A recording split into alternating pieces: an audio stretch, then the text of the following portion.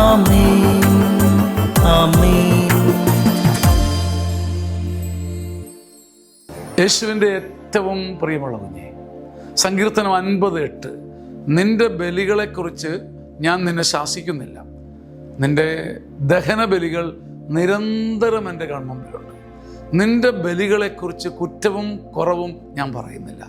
നീ ഉരുകിയതും നീ ഉരുകി ബലിയർപ്പിച്ചതും നിന്റെ ചങ്ക് ദഹിച്ചൊരുകി എൻ്റെ മുമ്പിൽ നീ നിന്നെ തന്നെ സ്വയം ബലിയായി നൽകുന്നത് ഞാൻ കാണുന്നുണ്ട്.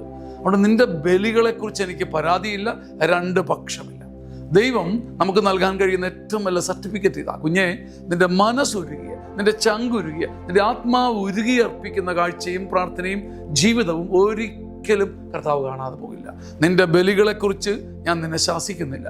നിന്റെ ദഹന ബലികൾ എപ്പോഴും നീ ഉരുകിയാണ് ജീവിക്കുന്നതെന്ന്, നീ സഹിച്ചാണ് ഇതെല്ലാം ചെയ്യുന്നതെന്നും, നീ ഉരുകി തകർന്നാണ് ഇത്രയും സാക്ഷ്യം നൽകുന്നതെന്ന് എനിക്കറിയാം.